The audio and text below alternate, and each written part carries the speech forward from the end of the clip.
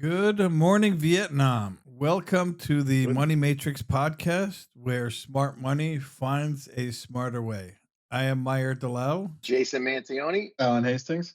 J-Rod, Jason Rod. All right, so today we're going to try something a little different. We're going to do more freestyle. We've identified a couple of topics that I feel are interesting and noteworthy to talk about. So the first one we're going to talk about is Bitcoin and pros, cons. Then we're going to talk about our favorite person, Zohran Mamdani, the Democratic mayoral candidate for the state of New York. Then we're going to talk about what's happening with the tariffs. And finally, we're going to talk about Iran and Israel and that whole mess that's happening in the Middle East, or supposed to be not be happening. So let's start on the Bitcoin. First of all, today, I don't know if you guys saw it, crossed over 120,000. Huge. That is what, big. Amazon and Google. What's that? Coin's market capitalization is currently sitting at approximately 2.4 trillion. And that's a little bit above Amazon's market value, but significantly more than Google. NVIDIA is at $4 trillion right now next to Microsoft. But, you have a lot of people who have a lot of money in the cryptocurrency market in general, Bitcoin being the primary, if you will. And a lot of people look at it and say, what can I do from this? On paper, I'm a multimillionaire, but what does that all mean? How do I do that? There's a lot of questions about the adaptation of Bitcoin. Will it ever be a transactable type of currency that we can actually say, okay, I could just run it over, like when Bitcoin first started out, some guy paid, I don't know, pizza? 4 or 5 coins for pizza. Yep. I'm sure he regrets that now. Talk about the price targets. You have big price targets, various across the board. And then you have some institutional ownership in Bitcoin, which is fairly new. Who wants to start cracking the code here to see what's happening? I actually learned some interesting stuff about Bitcoin through my research of the subject. So if I could go first, basically the big buzz around Bitcoin right now is driven by just a couple of things. One, there's legislation being proposed by the Trump administration to do a couple of things. One, they're going to classify certain cryptocurrencies if they are securities or if they are commodities. And that classification is important because it decides which government agency will regulate the currency. The big holding block behind Bitcoin and all the other cryptos, the stable coins, being universally accepted is that everyone's in limbo of how do we see this going in the future? If we don't even have a government that can process what this is, at no point does it feel stable enough to use. Sure. But how would they qualify it as a commodity? So it's an interesting breakdown. Can you break down what is a commodity exactly and what is a security? Because I think that it's there. Critical. Yeah, security is a financial instrument that represents ownership. So like a stock, bonds, any kind of debt, that's a security. It's a right or a share in profits or contracts. It's something issued by somebody. It's typically publicly held company of some nature. It doesn't matter who it is. It's mostly public. The stocks are a prime example, right? Those are securities. Commodities are the raw or basic goods. So think of oil, wheat, gold. It's not created by somebody and issued. But commodities, frozen orange juice, it's corn, it's pork bellies, it's all of that stuff too. So just if you try to unhatch that right away, coin is yours. It's not a publicly traded entity. You can create it and have it in a wallet. That's something that we noticed here in the last week. There were billions of dollars of inflows into the EFT. We can go into that a little bit further later. But at the end of the day, if you don't want to be known, they can't find you. They say the guy who created coin, some Japanese name, and they have no idea who he is, where he is, or how much he exactly owns. So how can that be identified as a security? Because security typically is a registered entity. How do you go around that? The main takeaway of this breakdown is that the government has 2 different bodies which regulates those 2 different things. And at the current moment, they're trying to pass what's called the Clarity Act. The Clarity Act will break down, I think Bitcoin falls into commodity, but certain other currencies would fall into the securities category. Each cryptocurrency would get, after its inception, put into one of the 2 categories and then subject to those categories' rules by the United States. But is it more for taxation or what you can and cannot do with it? Because ultimately it doesn't restrict how you can sell, how you can buy, and how you can do, does it? If it like, for instance, like you're saying, a commodity being a good, there's certain rules involved with goods. But if it was a security, there are tons of laws revolving around what you can and can't do with securities and taxing, that kind of thing. So the fact that Bitcoin would fall into the commodity category would solidify it as not having those regulations. Okay, that's interesting. For me, the one thing that I just mentioned is the inflows. From April, we had 912 million inflows. That's 500 times the daily average of money going in. BlackRock's IBIT, which is their EFT, had 15 billion in inflows since January of 2024. Now, the Bitcoin EFTs captured 13.5 billion in 2025, reaching 70% of the gold inflows. This is now a real thing. BlackRock just said they have had 19 days of continuous inflows, more money coming in than going out. That's huge. And believe it or not, the Trump administration has been crucial in making crypto a friendly regulatory environment. Nominating Paul Atkins as the chairman of the Securities Exchange Commission was. So now if you look at the numbers here, it's really a supply and demand, because ultimately you have to mine coin. You can't just go out and buy it. There's a finite supply. Once your supply is done, your supply is. In 2025, only 165,000 Bitcoins can be mined. The cost of mining a Bitcoin is significantly higher than it was. So it almost doesn't make sense to mine it anymore unless you have such a large scale of operation, offsets, because your mom and pop miners are no longer existent. I remember back in 2019, 2020, you had people mining. And I mean, my son at one point was mining, but he didn't hold on to it, unfortunately. If you only have 165,000 coins being mined and you've already had that bought out and then some, BlackRock alone, as of April 25, owns $51 billion worth of. That's a real asset. But the question is, what can the average person do with it? How do you monetize on something like that? BlackRock has money. They can just pour in it, wait, and then ultimately sell it later on. But for someone who's buying it, trading it, selling it, what are your options? Alan, you go back to whether it being a security or commodity. What are the tax? Like, I know if you're a day trader, for example, if you buy and sell stock regularly on an intraday basis, you're no longer paying short-term capital gains because this is your actual job.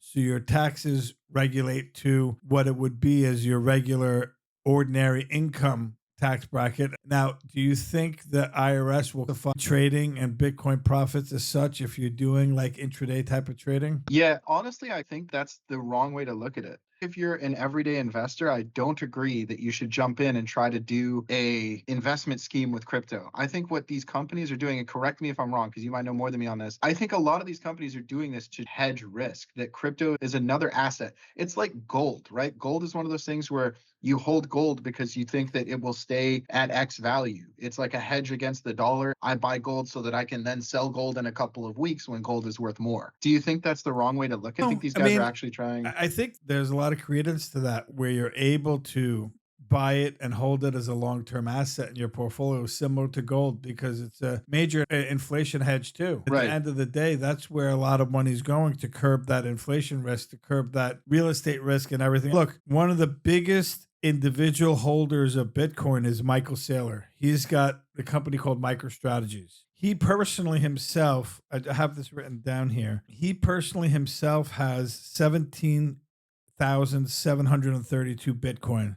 equivalent to 1.9 billion. As a company, MicroStrategies has 65 billion. And actually, my number for BlackRock is wrong. BlackRock is 76 billion. Binance has 623,000, but that's over all of their different accounts. If you look at individual ownership, BlackRock has 76 billion. Michael Saylor's fund has 65 billion. Fidelity has 20 billion. Even the United States government has 21 billion. The Chinese government has about 18 billion. So you have major funds and major institutions that are behind this. I would treat this as a strategy to leverage. I would buy it as an asset and hold it long term. Michael Saylor thinks this is going to $1 million.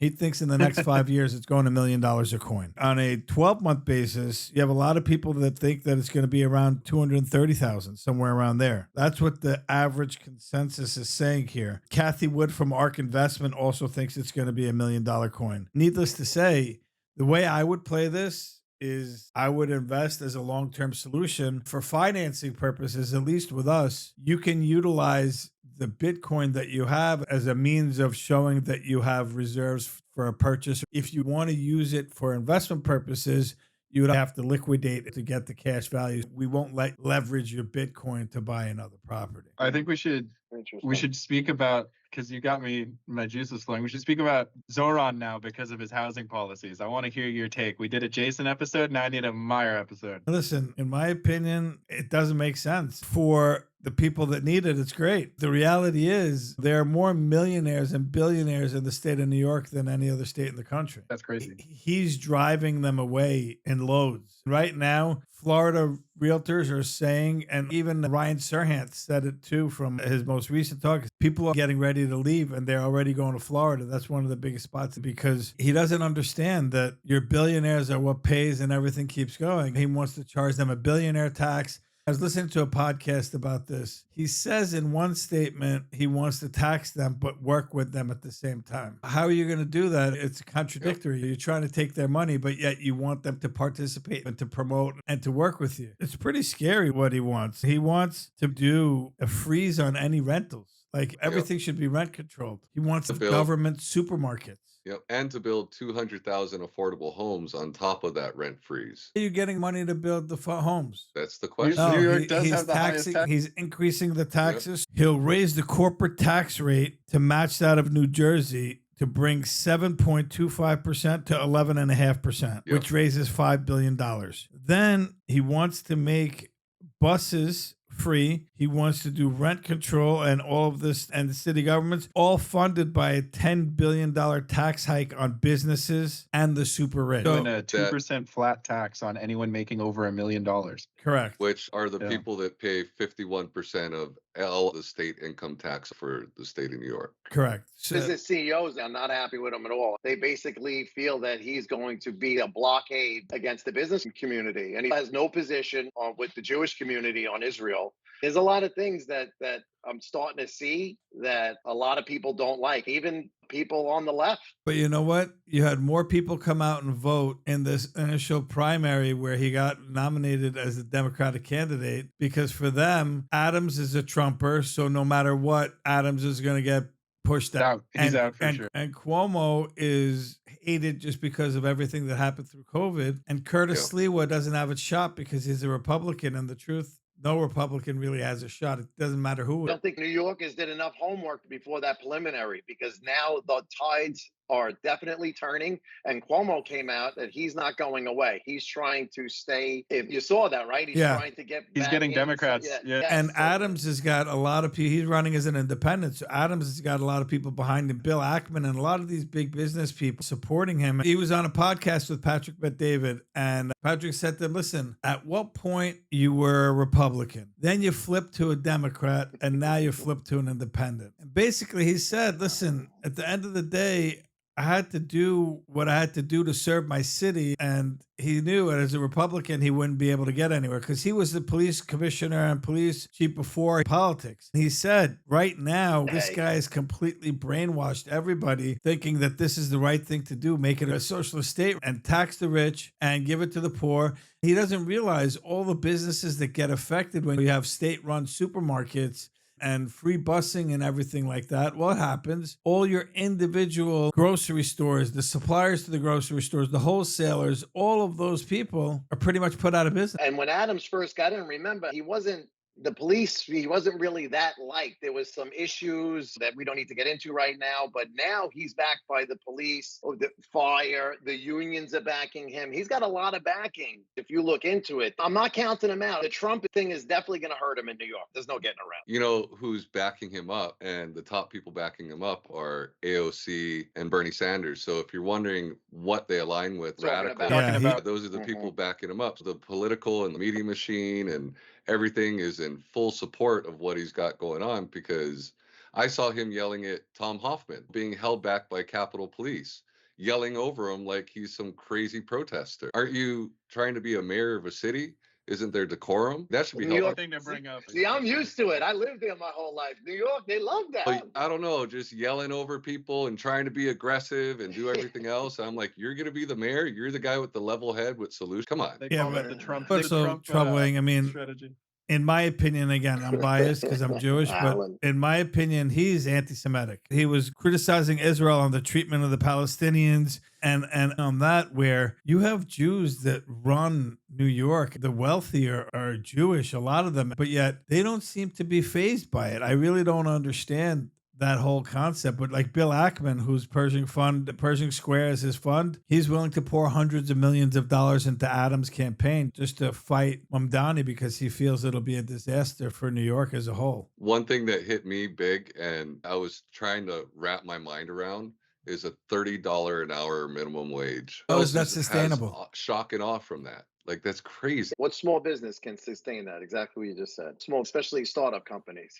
Or even larger corporate companies. Look at fast food McDonald's, workers Starbucks. What are your costs going to have to be in order to maintain a $30 minimum wage? Just because you're taxing billionaires, But is he that where it's can't, going to go? as a mayor, he direct No. the minimum wage or the taxes, I believe right? not. Yeah, I'm not sure. No, governor. I think the governor needs to Yeah. be on board. I feel What, like you gonna this pay is a $30 high for school. a McDonald's cheeseburger. I feel like this is a high school run for president, you know, where it's, I promise I'll put free soda machines in the cafeteria. It's crazy. Listen, This is what's who happening. knows so far what's going to happen with him, but I really want to talk about the tariffs because this really affects the mortgage market, the real estate market, the housing market, the overall economy as a whole. In theory, a tariff is a pass-through cost to the consumer, to me and you. It is not paid by all of the corporations and just eaten up by them. Ultimately, they're China or whoever it is who's bringing stuff in here, and they're just going to pass it along. They're not going to eat it all. They can eat some, but eventually it's going to hit that consumer level. We have the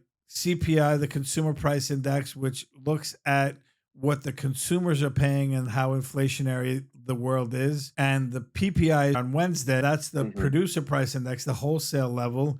We have unemployment numbers. So we have a lot of significant numbers coming out this week. And you have some hopefuls waiting and hoping for an interest rate cut. Fed Chair Powell said he's not cutting because of the tariffs. Now, I don't think that's 100% accurate. I think that's an agenda that he's riding just because he's having the pissing match with Trump. But if you see the most recent tariffs, he threatened 50% on Brazil because of their treatment of their former president. He said the EU, Mexico, and Canada are going to be at 30% by August 1st. And a lot of these tariffs are increased. I think we only have one signed solid deal. China's not officially signed. Japan and South Korea are 25%. Myanmar and Laos are 40% tariffs. Now, those are small countries. How much do we bring in from those two countries that is going to be 40%? What's the benefit of them? Bosnia and Herzegovina. Can I ask a question? What's? I'm sorry to interrupt. Can I ask you guys a quick question? Sure. For the last 17 years, the U.S. has run a trade surplus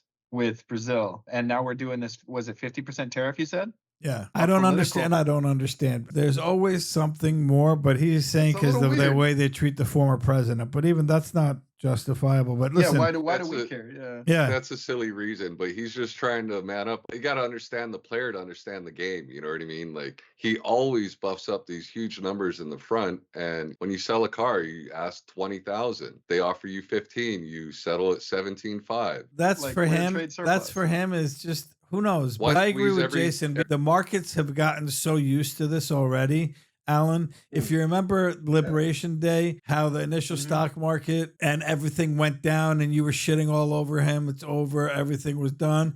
And now the NASDAQ and the S&P and everything is back over where it was before at new highs. Barely over. But the point is, now they don't even get bothered by the fact that he's throwing out all these numbers. So it's interesting to see what's going to happen because who really knows? Maybe it's just posturing. Is it going to be like another pissing match the way it was with China where they go, all right, I'm going to hit you with 50, then I'm going to hit you with 75 and go back and forth that way. But I'd just like to see some deals happen. That's the truth. That would give me a little bit more comfort to know where we stand and what we're getting, because right now the instability gives people like China and Russia leverage. Do you think there's going to be rate changes in September? We're not going to see the Fed move. I highly doubt we're going to see any rate change in July. I think they really want to see the effects of the tariffs. And if stuff goes into effect August 1, September, it'll be a decent indication of what's going on. And you'll see the previous months also of some type of gain on sale or loss. Inflation is going to be reflective. If we're lucky, we'll get 2 cuts. I don't even know.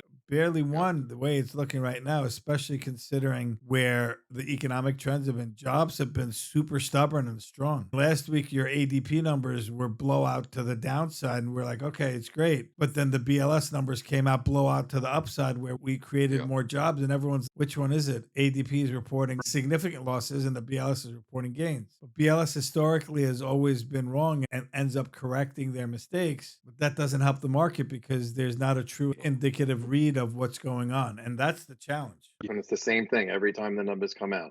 Same song and dance. Get ready for the hurt, and then, oh, I'm sorry, it was wrong. We made a mistake. Good news is, rates aren't going up, at least. Some positivity. Our rates, I just did a deal. We closed at 6.875. Good credit score, good loan to value on a rate and term. It's not too far off from conventional rates are, and we use 12-month bank statements. So it's something that the rate there, but even at purchases on investment properties, where rates are equivalent to conventional. I'm doing a multifamily purchase for a client, putting 25% down, qualifying with just the rental income, and we're at 7.5. And I know conventional rates are just the same, maybe a quarter point less if we're lucky. It's a 4-family qualifying with rental income. We'd have to qualify full doc. Needless to say, the rates are very competitive on our side. The mortgage market already has learned to understand, and so does the stock market, that this is all just a negotiation and they're just dealing with it. The last topic, which I don't want to take a lot of time on, but I think is very important, is the whole Iran-Israel conflict. Me being born in Iran, I would have loved to see a regime change, overthrow of the government the way they did in 1979 when the Shah was run out and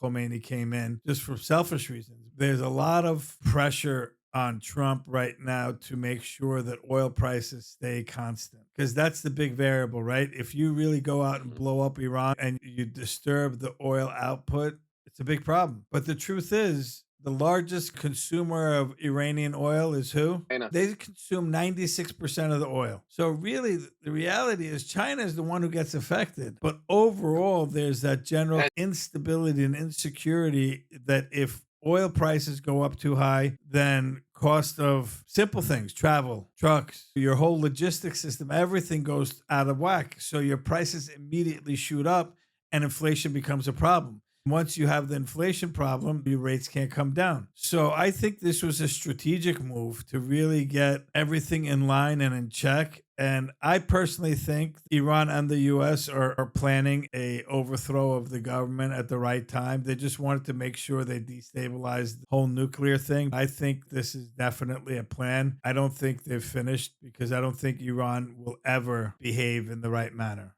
That's the truth. Behind the scenes. There's no way. If we look at history and we learn from history, we look at Pearl Harbor and the beginning of the Japan-US conflict in World War, that was over oil. That was over energy.